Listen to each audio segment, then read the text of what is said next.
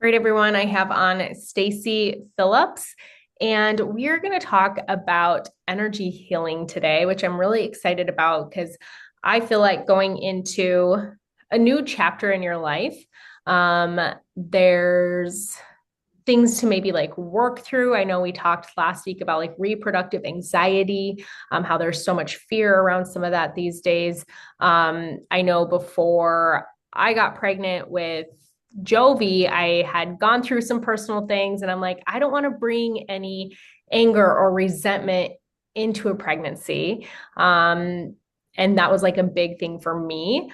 But it's something that a lot of people don't think about.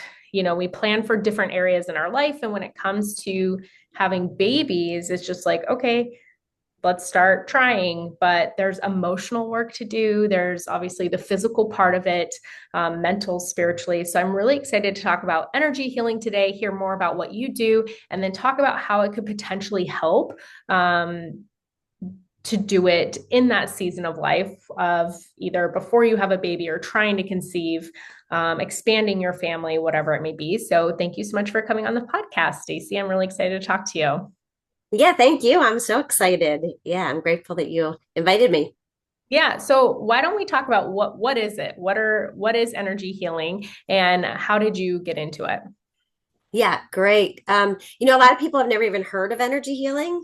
And I hadn't heard of it prior to like 8 years ago. And it's just, I'm so fascinated by it every day because it's so powerful, but yet so simple. Because it's just dealing with the energy within our bodies. We're energetic beings. So we feel emotions, just like what you were talking about, the anxiety. We can have resentment, anger, and we can also have, happiness and love and all of these other emotions. But what I work with is releasing negative emotions, right? I let people keep all the positive.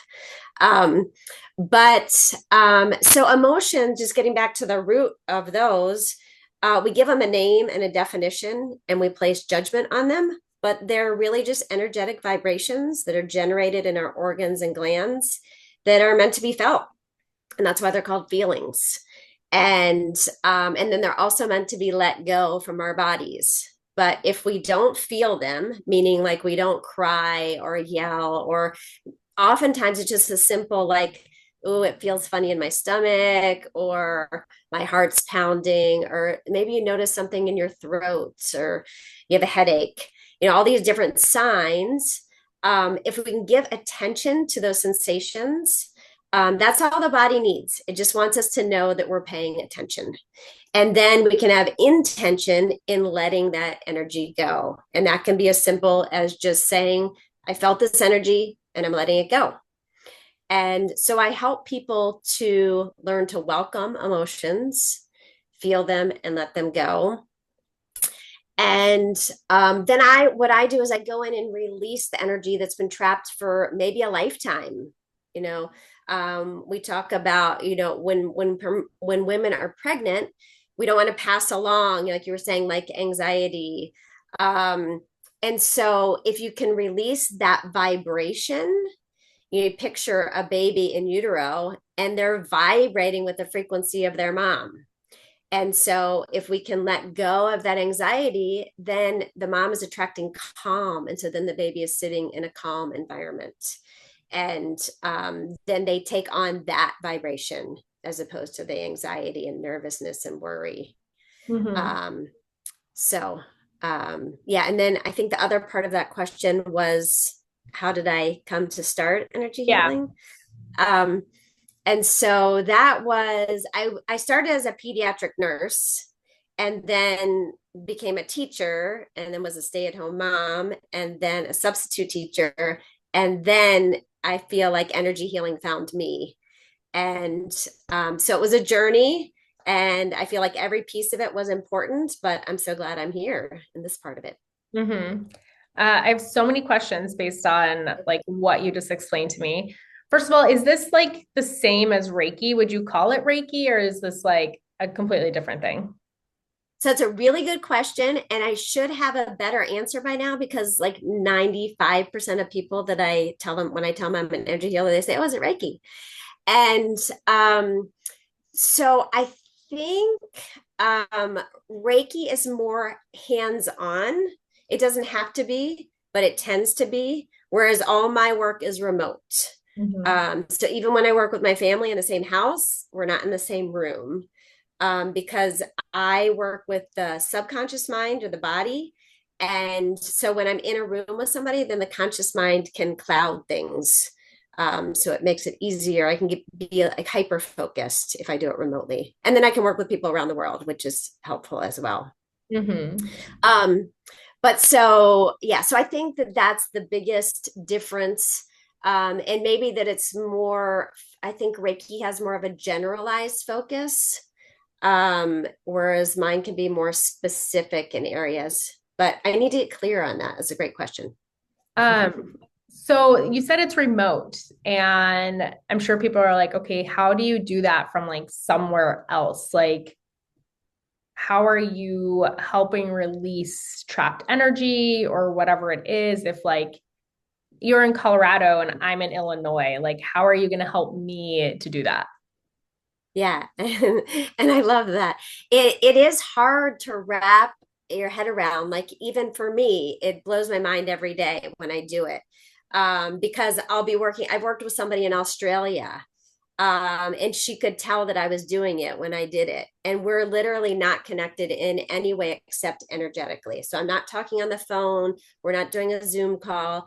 I have a picture of the person I'm working with, and I use that to tap into their energy, because we have energy within us and around us, and it connects the entire universe. So it's just a matter of having intention to tap into that energy. And then once I do, then I take on their energy in my body. And then I'm able to ask questions of their body, but get answers through mine, which may Okay. sound way out there. But the cool thing is, you don't have to understand it, or even believe it for it to work. Mhm. Um, I do work with a lot of people who are skeptical, and I welcome skeptics because that's just their conscious mind, right? Our bodies just want to heal.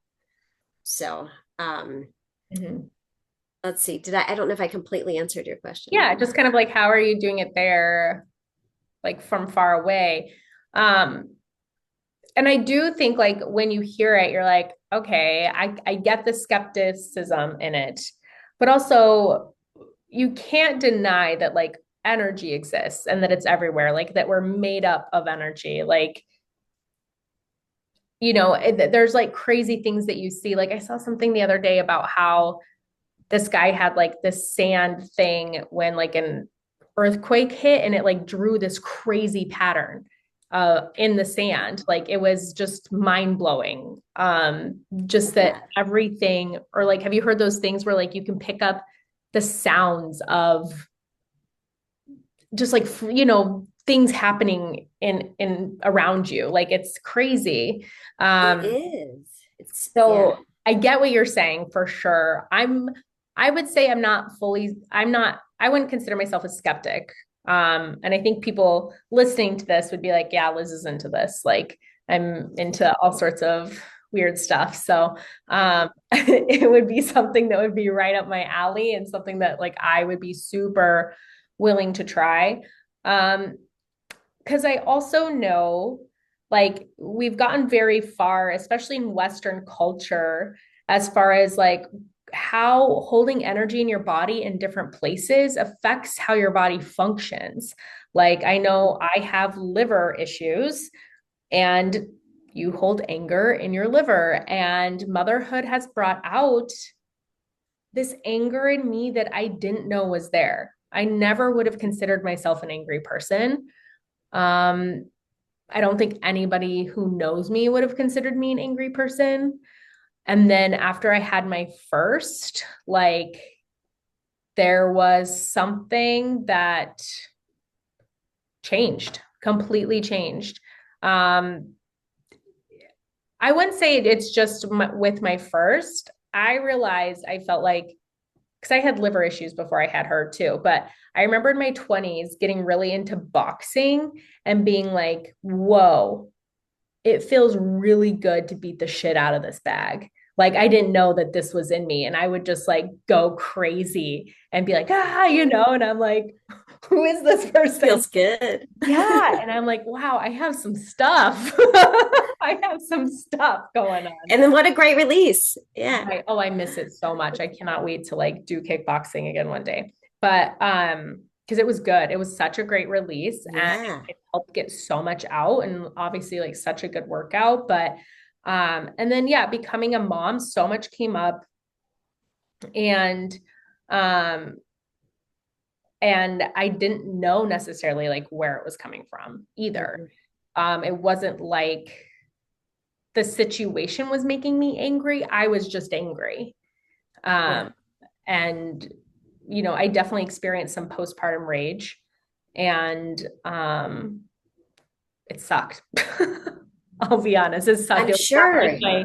my proudest moments, or like screaming at your kid who like doesn't Mhm. understand what's going on, and you feel completely out of control, and like Totally. holy crap, like who am I? Like this isn't my anger. This isn't like what's going on. Like that there's a deeper thing. And I even went to therapy and there's still some of it that like you can't really identify. And I feel like that's where energy work would be super helpful because I think we also, like you were saying, that you take on kind of what's in the womb as well. And that's not talked about really at all. And Mhm.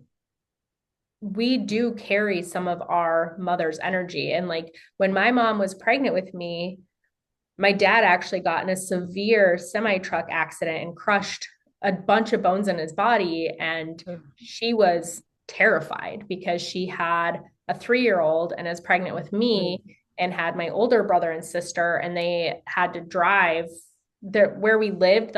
There wasn't like a hospital, so it was like far away. Oh my gosh. So And much. yeah, so much had happened.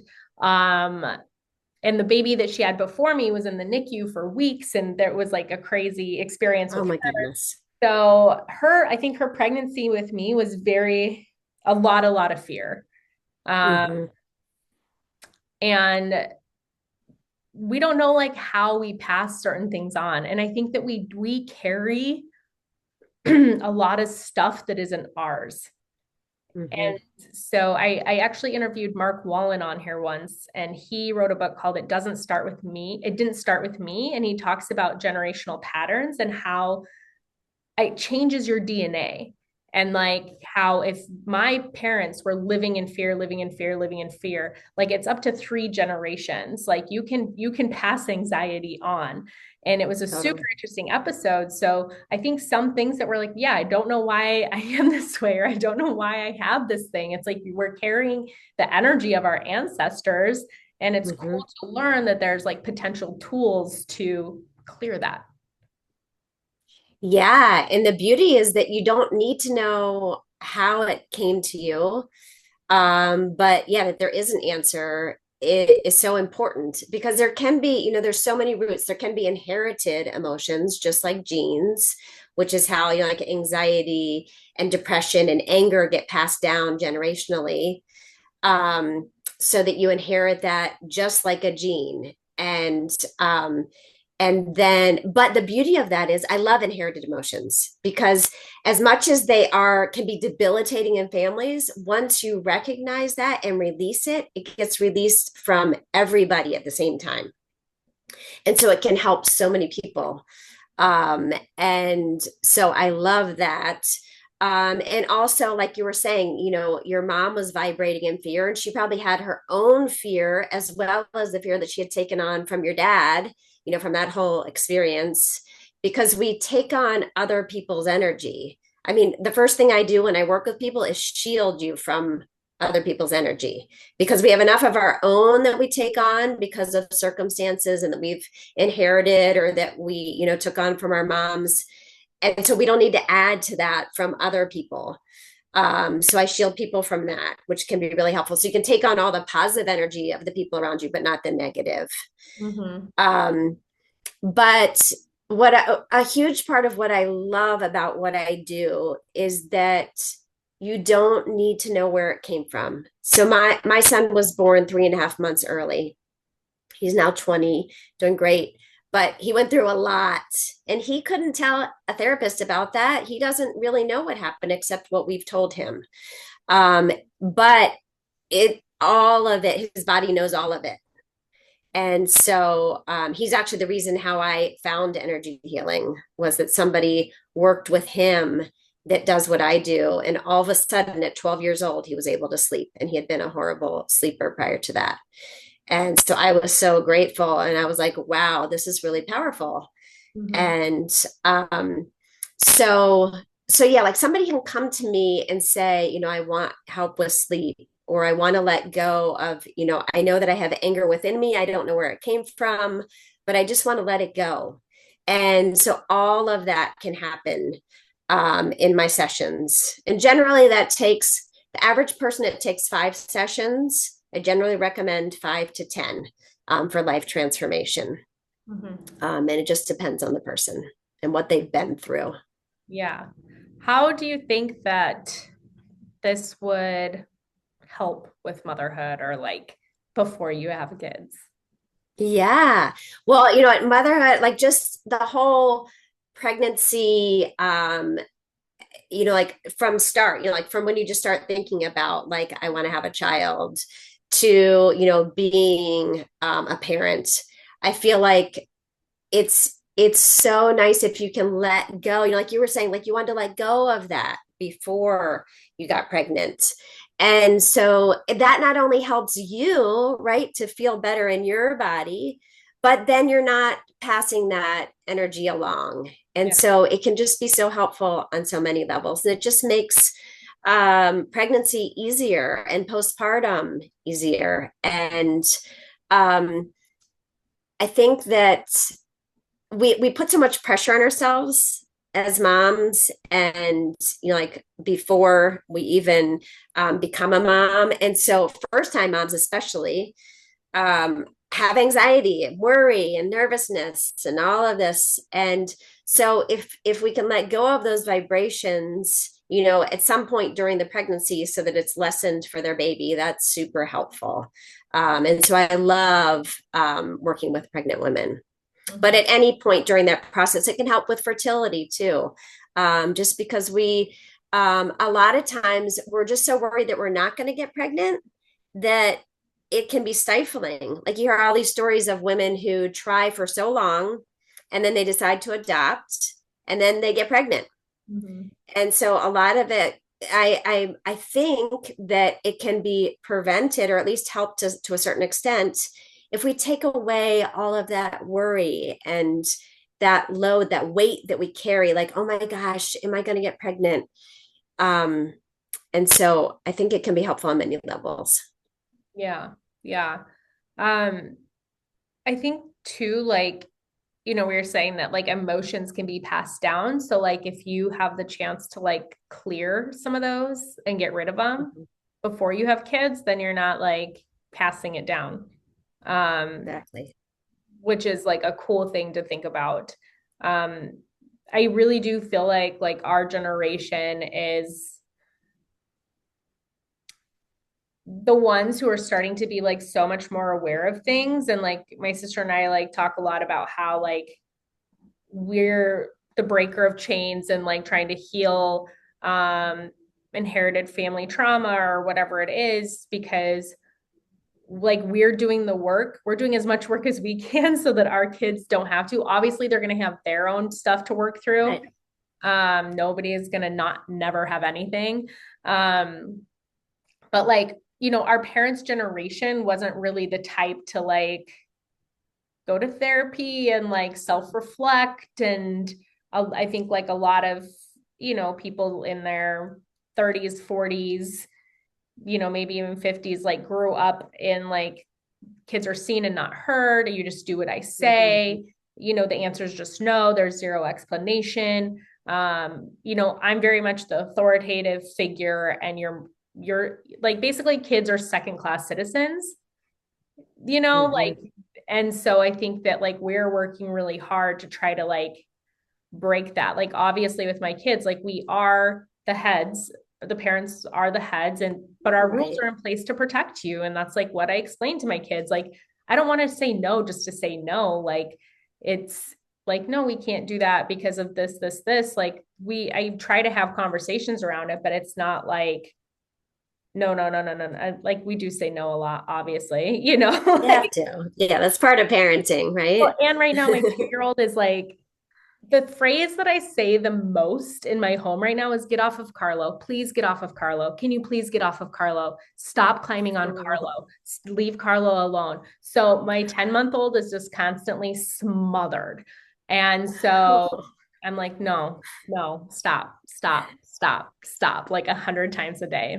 The most said Yeah. phrase is get off of Carlo. So, um, but I I'm just so much more conscious of it, I think, because like I remember as a kid, like hearing the word no and just feeling like the answer was always no, Hmm. you know, Without an explanation, it was just no.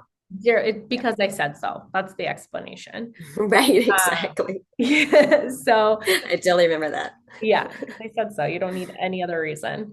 Um, but we talk to kids like obviously like our job is to guide them and teach them, but we do very much talk to them like second class citizens. Like we would never talk to our friends or we would never talk to our spouse even like sometimes the way that we speak to children. So Yeah. I'm trying to be like so much more conscious of that. I know I already mentioned like the postpartum rage like that I had before that's what made me go to therapy. Whereas like I remember going into my room and screaming and like slamming the door and being like, I need help. Because I'm like, I don't know where this is coming from. Like I'm so triggered right now. Like I need to do something about it. Yeah, and that's great that you had that awareness and that you did get help.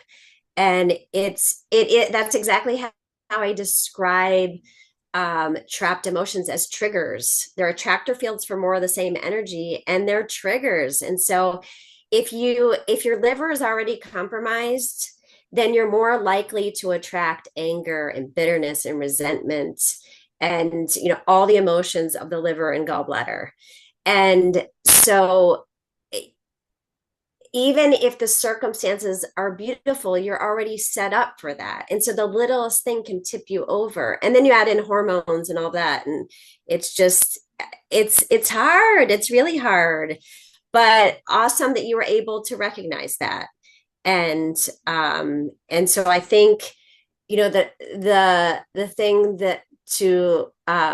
that's super helpful is to know that those can be released, like that you can, like, obviously therapy helped, right? And so you can release them on a conscious level, and then you can also release them on a subconscious level. And that is a huge shift that can then make you more at ease in your body and also help your liver at the same time, Mm-hmm. um, which is super helpful. Yeah.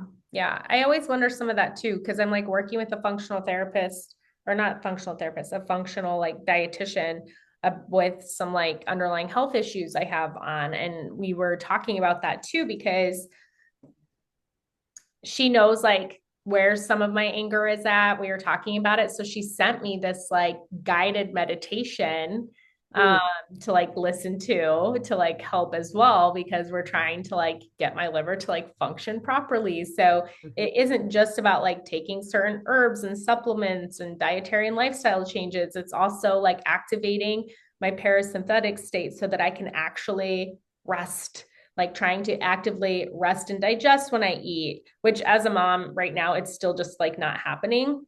Yeah. But when I am but that then I'll have a reminder sometimes when I can, and then I'm like, oh, take your time and chew your food, Liz. And like you don't have to like stuff your face right now and like try to eat this before your kids do. So like trying to remind myself of that and like actively doing things to try to de-stress my body. Mhm. Um, because there's stress that we can't feel. Like, because I think overall, I don't feel super stressed out and I'm in like a crazy season of life. Yeah. We had 3 kids in a little over 3 years and it's chaos, and I'm not sleeping a ton. And yeah, I have like the normal overwhelm. I think for how much is going on, I'm not that stressed out, but my lab work said differently because our Mm-hmm. bodies carry and hold stress and it affects everything. So even when people are like, oh, I don't seem that stressed out or feel that stressed out, like our body tells us a different story sometimes. Yeah. And that healing can't just be taking a pill or taking a supplement or whatever. Like there's always other changes that go along with it. So I think if you really want to, for people listening, because I talk about health a lot on here, like if you are trying to like make certain changes, like dig a little bit deeper and work on that emotional and spiritual healing as well, because Mm-hmm. um because that'll, make everything a little bit better too. Like that might help the physical process speed up. Yeah, it does. It helps on, emotionally, mentally, physically, spiritually, on all levels. And our body is wanting to heal all the time, and it is healing, every minute of every day, on all those levels. And sometimes it's really obvious when it's healing, and other times it's a test of our patience, how slow it can feel. Um, but it's always working toward that. And and I think, when you mention anxiety and like you don't feel anxious, and I work with clients who say the same thing, and I'm the same way too. Like I don't peg myself as an anxious person, but I can feel anxiety. Everybody feels anxiety at times, right? But mine, I feel it more in my stomach, which is where it's generated. Anxiety, nervousness, and worry are generated in the stomach or the spleen, and so we can feel them in our abdomen, as opposed to like a mental like panic attack. So everybody presents a little bit differently, but it's still, like you're saying, it's still in your body and your body is feeling it. Yeah. So and I like that you brought up meditation, because I actually do a collaboration with a meditation facilitator, and the combination has just been beautiful of having people work with me and then do a Zoom meditation with her. Um, and yeah, it helps with the processing of the energetic release, and just being able to learn to meditate. Because for some people that feels like such a daunting task, and they Mhm. feel like they have to be able to meditate on their own for an hour at a time, which is not realistic.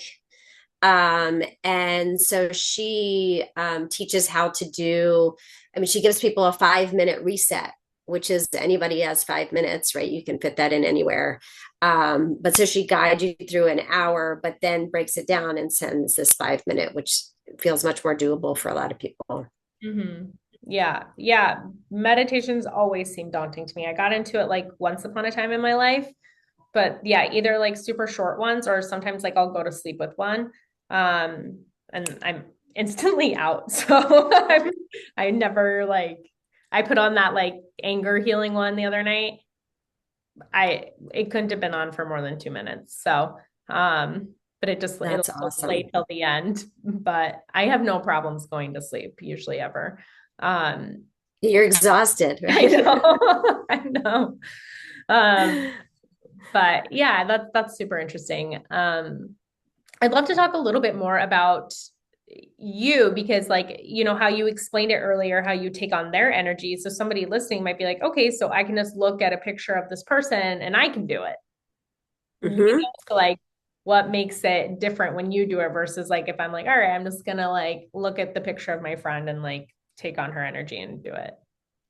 Yes. And so that they can, right? Mhm. So anybody can do it, but there are challenges. So it's always harder to do energy healing on yourself and the people that are closest to you, which can be really frustrating. Um, and I have learned over the years how to be more effective at that.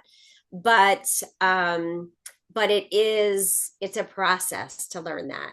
So yes, they can do that. An intention to help anybody can give them great energy, but you do have to learn the process of releasing. So there's a whole charting system that I go through. I ask questions of the body, get answers through muscle testing. Mhm. So if I get a yes answer, my body sways forward. And if I get a no answer, my body sways backward. And so I go through one at a time, figure out what needs to be released. And then I do the release is a magnetic release. So I actually used to use a magnet, but our fingertips are magnetic. So now I just use my fingertips and I run them down the part of the governing meridian, which is based in acupuncture. And that's how I release each one at a time. So, and it's such a simple process, but it's so powerful. And some people want to know when I start the session, so I'll text them before I start. And then other people just say, text me at the end. And the people that I text at the end are like, the people that are in tune to their body will say, "Oh yeah, I knew you were doing it," or "I felt this," and so they share what they noticed, which is always cool for me to Yeah. hear.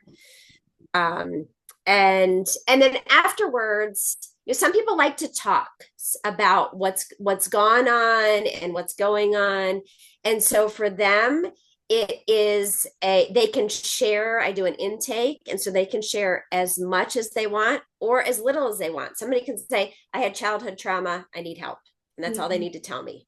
And then I can go through this whole system, figure out what needs to be released. Like usually a memory field is tied to trauma, so we have a memory of an event that happened, and then all the emotions that are tied to that memory. And so I release each emotion one at a time and then release the memory field, which is trapped behind the brow chakra. And then I usually have to reset the brow chakra as well because it's imbalancing.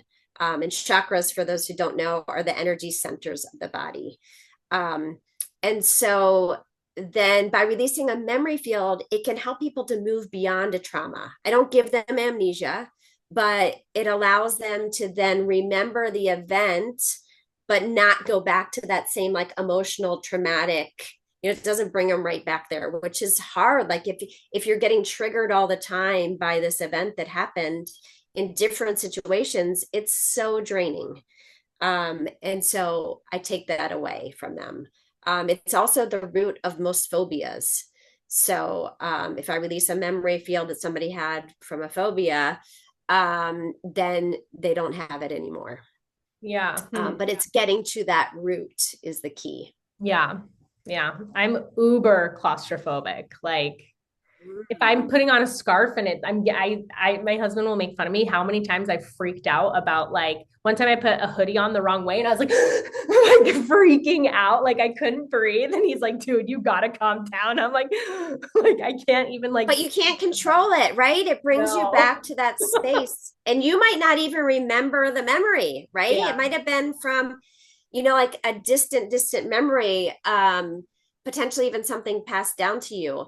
But um, it's so powerful once it's released. Yeah. It it's life changing. Yeah. So yeah, so I love releasing memory fields because it Yeah. can help people. So many people have had trauma and sometimes multiple traumas throughout their life. And so to be able to let go of that, like we're meant to face challenges throughout our lives, but we're not meant to stay stuck in them. So to be able to move beyond that, then you're ready for the next challenge that comes to you. Yeah. Well, and that's like I like that you talked about like even like a memory that like you might not even remember consciously. Um, because that's like what I think about with my daughter Jovi, who was in the NICU. Um, she was there for a week and we ended up leaving at night to go home to sleep.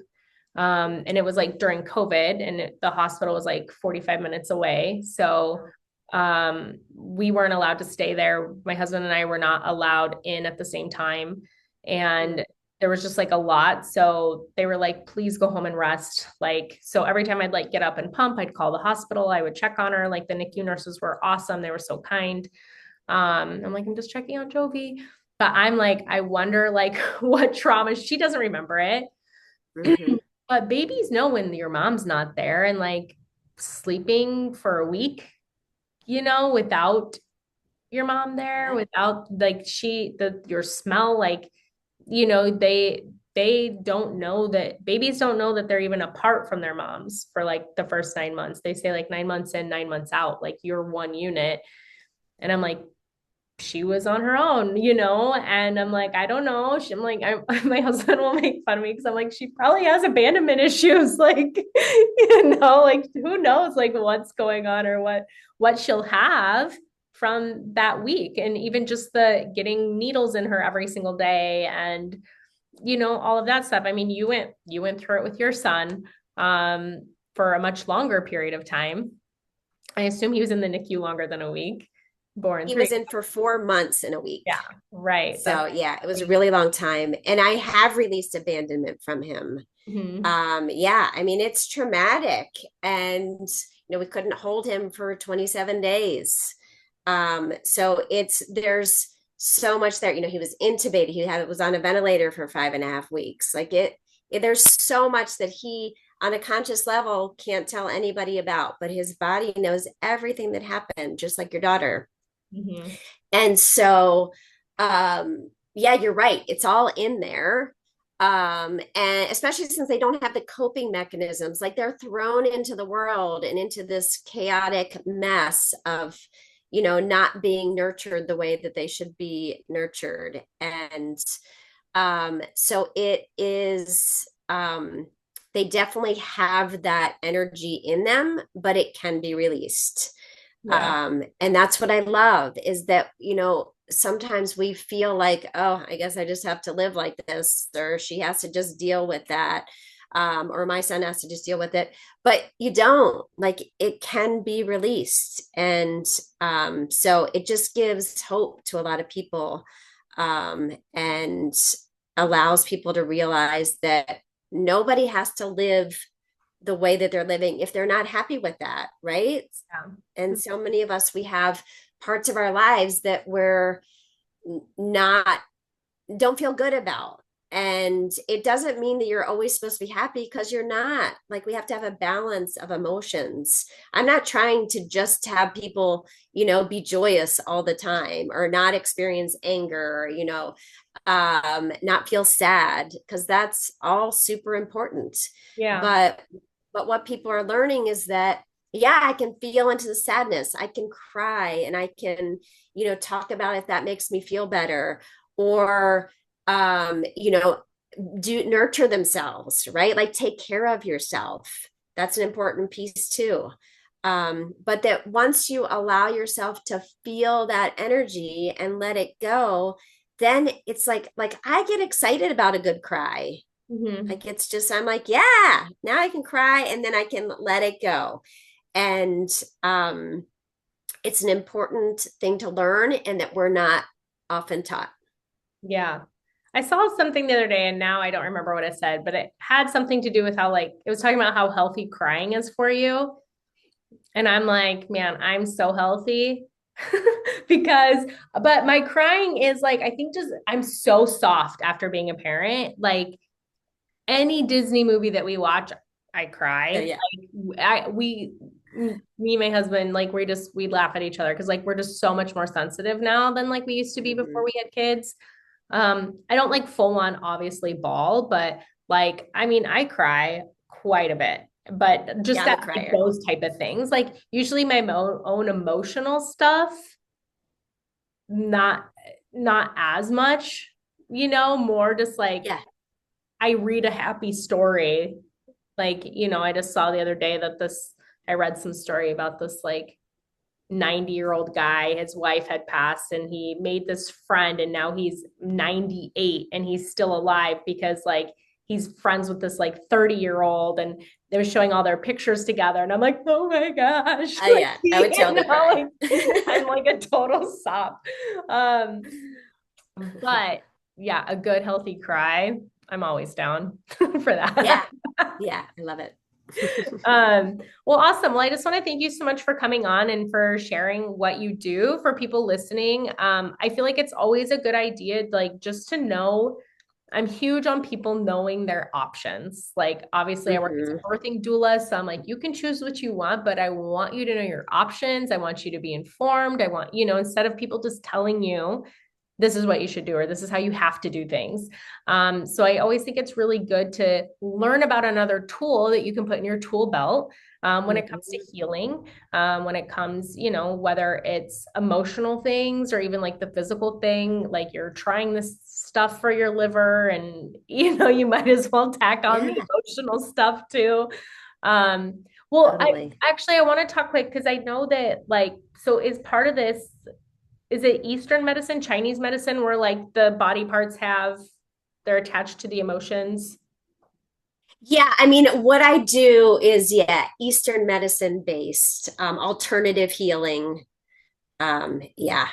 Yeah. So I just love giving people like other options. So thank you so much for coming on. Can you tell people where they can follow you, connect, and learn more about what you do? Yeah, I so you can I love just talking with people. So the best way to do that is to just book a consultation with me. I do a free consultation. And that's just a chance to talk and see if it's a good fit, right? There are so many options. So people just need to, learn more and then decide, okay, yeah, this feels good for me, or no, maybe this isn't the right fit. So I welcome that. That's my favorite thing, is just to talk to people about energy healing. And so if they go, I actually have, I don't know if you want me to hold up a QR code that I had for some other event, or I can just give you like my website. Like, what's the best way Yeah, to do probably that? just like a link that I can share. Yeah. So just freshstartenergyhealing.com. Mm-hmm. And I can text you that too. Yeah, Yeah. awesome. Cool. Well, thank you so, so much, Stacey, again, for coming on, for sharing your time and energy with us, and giving us another tool for our tool belt. Yeah. Thank you so much. This has been awesome. I loved it. You're so easy to talk with. Thank you.